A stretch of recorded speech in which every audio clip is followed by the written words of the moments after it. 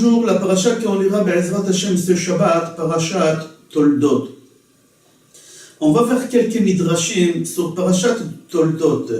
Le Chida Akadosh, il écrit dans un contraste, dans un cahier qu'il a trouvé dans un vieux parchemin qu'il a été écrit à l'époque de Rabbi Yehuda Chassid, que nos patriarches Abraham, Yitzhak et Yaakov, ils se voyaient tous les jours, et ils étudiaient la Torah tous les jours 15 heures.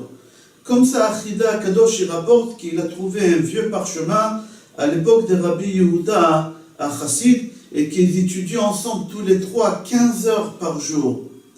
Ça pose un problème ce papier-là, pourquoi? Parce qu'on sait que Yaakov, le jour qu'il a fêté ses 15 ans, c'était le jour de deuil d'Abraham. Abraham, il est mort le même jour que Yaakov, il a eu 15 ans. C'est le même jour aussi que Yaakov, il a acheté les droits d'aînesse à Esav. Alors, comment on peut dire qu'Abraham, Yitzhak et Yaakov, tous les trois, ils ont étudié la Torah tous les jours pendant 15 ans et 15 heures tous les jours? Comme ça, c'est marqué. La réponse, on dit que c'est possible. Comment? Abraham et Yitzhak, au moment qu'ils étudiaient la Torah, Yaakov, il était dans le berceau à côté. Il écoutait les cours de Torah. Il participait aux cours de Torah avec cette façon d'écouter. Il ne parlait pas, c'était un bébé, mais depuis qu'il est né, depuis le jour de sa naissance, sa mère l'a mis dans un couffin et l'a mis entre entre Abraham et Yitzhak. Comme on a vu chez des grands rabbinim qui ont fait comme ça, par exemple Shmuel, depuis qu'il est né, quelques temps après qu'il est né, sa maman Chana, elle a pris son fils et elle l'a ramené au Beth Amikdash. On voit aussi, Rav Nachman Breslev, j'ai lu dans un livre, aussi sa mère elle le ramenait tout le temps au cours de Baal Shem Tov, depuis qu'il était enfant. Et on voit beaucoup des histoires comme ça, c'est-à-dire que c'est possible qu'Abraham, Yitzhak et Yaakov, ils ont étudié ensemble pendant 15 ans et 15 jours. Et c'est logique, pourquoi? Parce que Yaakov, le même jour, il a eu 15 ans. C'est-à-dire depuis le jour qu'il est né jusqu'à le jour de son anniversaire, jusqu'au dernier jour qu'Abraham il a quitté ce monde, ils ont étudié la Torah tous les trois ensemble. Il y a un midrash dans Yalkut Shimoni qui dit qu'Esav, il est né tout entier. C'est-à-dire quoi entier? Il avait aussi ses dents. On pose la question, comment c'est possible qu'il peut naître avec ses dents, puisqu'on sait que l'enfant, il a les dents qui poussent grâce au lait qui était de sa maman. Et là, Esav, il n'a rien tété, il était dans le ventre de sa mère. Alors, comment c'est possible que les dents d'Esav, ils ont poussé quand il était dans le ventre de sa maman? Le Yalkut Shimoni dit, oui, c'est possible. Pourquoi? Parce qu'au moment qu'Esav, il était dans le ventre de sa maman, Esav, il buvait les dames nida de sa maman. Vous savez, une femme, au moment qu'elle allait, elle n'a pas ses règles. Pourquoi? Parce que tout le sang se transforme en lait et l'enfant il allait le lait, que c'était du sang et c'est devenu du lait. Mais Esav, quand il était dans le ventre de sa mère, il buvait dam nida. Comme ça c'est marqué. Et le dam nida, c'est le shoresh du lait que la maman a. Et c'est comme ça qu'Esav il a eu ses dents. On continue. Dans Sefer Moshav Zkenim pose la question, pourquoi Yaakov il tenait le talon d'Esav? Au moment qu'ils ont sorti, Esav il est sorti en premier et Yaakov il tenait le talon. C'est pour ça qu'on a appelé Yaakov Yaakov. Yaakov c'est le talon, parce qu'il tenait le talon de son frère. Alors dans le livre Moshav Zkenim pose la question, pourquoi Yaakov il a tenu le talon de son frère? Il pouvait tenir autre chose que le talon. S'il a tenu les talons, ça veut dire quelque chose. Il répond que dans le Tehillim, c'est marqué qu'Esav, il a été comparé à un cochon, à un chazir. Comme c'est marqué dans Tehillim, Perek Pei, Pasuk Yudalet, Yecharsemena chazir, que Esav, il était comparé à un chazir, à un cochon. Et le seul endroit qu'on peut dire qu'il est caché dans un cochon, c'est le talon, c'est les sabots, parce qu'il a les sabots fondus. Alors c'est pour ça que Yaakov il tenait le sabot. C'est le seul endroit où il pouvait tenir de ces cochons-là pour ne pas se salir avec cette impureté qu'Esav il avait sur lui. On continue. Plus loin dans la paracha, c'est marqué Vayomer Esav el Yaakov, al-itenina min ha'adom ha'adom azeh. Dans notre paracha, Perek Chafhei Pasuk Lamed, on voit qu'Esav demande à Yaakov, son frère, fais-moi manger de ce rouge rouge. Il répète le mot rouge 2 fois. Dans le Midrash Agadol, c'est marqué. Pourquoi c'est marqué 2 fois à Adom? Parce qu'il y avait là-bas 2 choses qui avaient la couleur rouge. C'est quoi? C'est les adashim, c'est les lentilles, les plats de lentilles qu'il a fait Yaakov. Et aussi, il avait là-bas du vin rouge. Il a fait la sauce rouge parce qu'il a utilisé du vin rouge. Alors, dans le Midrash, pose la question, pourquoi Yaakov, il avait du vin rouge? Qu'est-ce qu'on voit ici? Alors, on dit que tout d'abord les lentilles, parce que les lentilles sont ronds. Et on dit que le deuil, il tourne d'une maison à l'autre, et les lentilles, ils sont ronds, et si on les fait rouler, ils roulent, ils ne s'arrêtent pas. C'est pour ça qu'il y en a qui ont l'habitude de manger pas des lentilles, ils ont l'habitude de manger des pois chiches. Il y en a qui ont le coutume de manger œufs ou des olives noires, chacun d'après ses coutumes. Ici, à la maison de Yaakov, ils avaient le coutume de manger des lentilles. Pourquoi des lentilles? Parce que c'est rond. Pourquoi du vin rouge? Parce que c'est marqué dans la Gemara Sanhedrin, page Ain Amoud Aleph, Lo nivra yain ba'olam ela lenachem avelim. Akadosh Baruch Hu, il a fait créer dans le monde le vin uniquement pour consoler les endeuillés. Et comme Yaakov, il était en deuil pour le décès d'Avraham Avinu, alors il avait du vin sur la table et il avait aussi les lentilles. Alors Esav, il voit ces 2 choses rouges et il demande à Yaakov, Al-itenina min ha'adom ha'adom azeh. Donne-moi de ce rouge, 2 fois rouge, le vin et les lentilles, s'il te plaît. Comme ça, il lui demande. Mais il y a un problème. Si on voit comment la Torah il a écrit à Adam, il y a un problème. Normalement, ça s'écrit à Adam, et Aleph, Dalet, Vav, Mem Sofit. Ici, il a écrit sans le Vav. Dans les 2 fois Adam, il manque la lettre Vav. Pourquoi il manque la lettre Vav 2 fois? Alors, on dit dans le livre Ta'ameh HaMitzvot que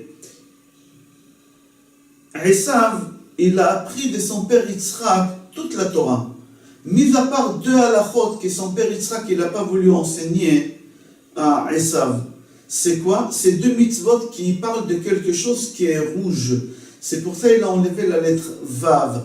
Adam sans Vav. Il y a 2 halachot que son père il n'a pas enseigné à Esav. La première halakha, il ne lui a pas enseigné Dam Nida, et il ne lui a pas enseigné non plus la halakha des Dam Betulim. Il ne lui a pas enseigné ces 2 halakhot pour la raison pourquoi? Parce que on dit que Esav, il était mouchrat. Et parce qu'il était mouchrat, son père, il n'a pas voulu l'enseigner. On avance dans la paracha. Dans la paracha, c'est marqué que Yaakov et Esav, il est revenu fatigué. De quoi il était fatigué? D'accord, fatigué, mais de quoi? Qu'est-ce qu'il a fait pour être fatigué? La Gemara Baba Batra, page Zain Amud Bet, dit Chamesh averot avar oto racha beoto yom. Ce rachat, ce mécréant, il a fait 5 péchés dans la journée. Et c'est ça qui lui a fatigué. Une des choses qu'il a fait, Baal Ne'ara Ameorasa.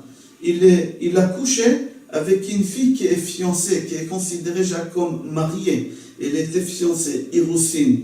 Et il a couché avec elle et on n'a pas le droit. Le prix Megadim, il rapporte le livre Yad Yosef. Qu'est-ce que ça veut dire ça? Il était avec une femme fiancée. Est-ce que vraiment, il était vraiment avec une femme fiancée? Non. Le prix Megadim rapporte au nom des livres Yad Yosef que en réalité, il a mangé les plats des lentilles et Yaakov, il a fait cuire ce plat de lentilles parce qu'ils étaient en deuil sur la mort d'Avraham. Et qu'est-ce qu'il a fait? Avraham, il est mort veille de Pessah. Yaakov, il a fait cuire ce plat-là, et il a acheté aussi, ou il a fait des matzot, parce que le soir de Pessah, c'était, il fallait manger des matzot, et il avait aussi du vin rouge pour les arba'a kosot. Alors lui, il demande à Adam, comme on a dit tout à l'heure, donne-moi de ce plat rouge. Il a voulu le vin, et il a voulu les lentilles, et il a voulu aussi des matzot, parce que c'était Pessah. Il a fait croire à Yaakov qu'il va garder tout ça pour ce soir, pour les Seder. Mais Esav, qu'est-ce qu'il a fait? Il n'a pas attendu pour les Seder, et il a mangé les matzot et le vin dans la journée. Et on n'a pas le droit de manger veille des Pessah dans la journée des matzot. Alors c'est considéré comme s'il était avec une femme, mais Orasa, fiancée. Alors il pose la question, le Pri Megadim, quel rapport il y a entre manger les matzot dans la journée veille des Pessah et y aller avec une femme fiancée? Alors il répond, oui, il y a un lien entre les deux. Que ces deux mitzvot-là, il y a cette bénédiction qu'il faut faire avant de consommer la chose. Pour aller avec une femme, il faut faire cette bénédiction, c'est les Sheva Brachot sous la choupa. Et seulement après qu'on a fait les Sheva Brachot sous la choupa, on a le droit de vivre avec cette femme. Et aussi pour la mitzvah de manger la matzah veille des Pessah, il y a là-bas 7 brachot qu'on doit faire avant de consommer la matzah. Il y a 3 brachot dans les kiddush, yain, zman, il y a yain, kiddush et zman. Les autres après, c'est la 4e, c'est Boré Peri Adama sur le Karpas. La 5e, c'est le 2e coupe de vin Boré Peri Geffen. La 6e, c'est Amotzi Lechem Min Haaretz. Et la 7e, Al Achilat Matzah. C'est-à-dire, c'est lui qui mange la matzah dans la journée et qui ne peut pas faire la bracha à l'achilat matzah parce que ce n'est pas Pessah. Alors il est en train de faire un péché, la même chose que d'y aller avec une femme fiancée, sans faire les Sheva Brachot. Ici, Esav, il a fait exactement la même chose. Il a mangé les matzot sans faire les Sheva Brachot avant de manger la matzah. C'est pour ça c'est marqué qu'il était Esav avec une femme fiancée. En réalité, le Pri Megadim dit qu'il n'était pas avec une femme fiancée en réalité. Seulement il a mangé les matzot dans la journée. On continue, c'est marqué dans le livre Ahavat Torah que si vous prenez toute la Torah, depuis Bereshit jusqu'à l'E'ene Kol Israël, et vous allez compter combien de fois il y a le nom de Hachem, Yudke, Vavke, vous allez voir là-bas 1820. Dans la Torah, toute la Torah entière, depuis Bereshit ad l'E'ene Kol Israël, il y a 1820 fois Yudke, Vavke. Dans Sefer Bereshit, il y a 165. Dans Sefer Shemot, il y a 398. Dans Vaikra, il y a 311. Dans Bamidbar, il y a 396. Et dans Devarim, il y a 550. Total, il y a 1820 Yudke, Vavke. On a compté aussi combien de mots dans la Torah ils ont dit Yaakov, Rachel et Léa. C'est exactement 1820, exactement les mêmes nombres de fois qu'il y a le nom de Hachem dans la Torah. Dans Sefer Toldot, il y a 49 mots qu'ils ont dit. Pardon, pas mots, lettres. Dans Vayetze, il y a 490. Vaishlach 314. Vayeshev 45. Dans Miketz 124. Dans Vayigash 40. Dans Vayechi 532. Total 1597 au 47. Je ne vois pas très bien. Ça, c'est quelles les paroles que Yaakov a dit dans la Torah. Rachel, elle a parlé 107. Léa, elle a parlé 117. Ensemble, 223. Et total, ça fait 1820. 1820 fois, on voit que, Yaakov, Rachel et Léa, ils ont parlé dans la Torah. Les Shvatim aussi, on a compté, ils ont parlé 1820 lettres. Le même nombre qu'il y a dans la Torah le nom de Hachem. On finit encore avec un midrash dans Bereshit Rabati Parashat Vaishlach Perek Lamed Hei Pasuk Yutet, c'est marqué que Lavan il était stérile, sa femme aussi elle était stérile, ils n'avaient pas du tout des enfants Lavan avec sa femme. Aussi c'est rapporté dans Sefer HaYashar Parashat Vayetze. C'est marqué que la femme de Lavan elle était stérile, lui aussi il était stérile. Alors comment Rachel et Léa ils sont venus au monde? C'est marqué dans Bereshit Rabati, au moment que Yitzhak il a dit à Yaakov, Kach lecha isha misham mi benot Lavan, va te chercher une femme des filles de Lavan, mais il n'avait pas de filles. Mais puisque Yitzhak il a dit ça, ça a donné la bracha à Esav, veniftach ma'ayano, et la source des enfants elle s'est ouverte chez lui, et tout de suite sa femme elle est tombée enceinte et elle a accouché des jumelles. Rachel et Léa c'était des jumelles. Et c'est pour cela, c'est marqué au moment que Yaakov il a quitté ses parents, Rivka et Yitzhak, il n'est pas parti directement chez Lavan. Il est parti à la yeshiva de Shem Va'ever. Il a étudié la Torah là-bas pendant 14 ans. Et seulement après 14 ans, il est parti chez Lavan. Et il a travaillé 7 ans en réalité pour Rachel, mais il lui a donné Léa. Et 7 ans après pour Rachel. Alors ça fait 14 et 14 à la fin qu'il a fini le devoir de se marier avec les deux filles de Lavan. D'ici on apprend, dès qu'il y a une parole qui sort de la bouche d'un tzaddik, ça, Akadosh Baruch Hu, il exauce. C'est très très fort. C'est pour ça qu'on a l'habitude d'aller chez des rabbanim, demander des brachot pour qu'Akadosh Baruch Hu, il exauce tous nos tefilot et tous nos vœux, Be'ezrat Hashem.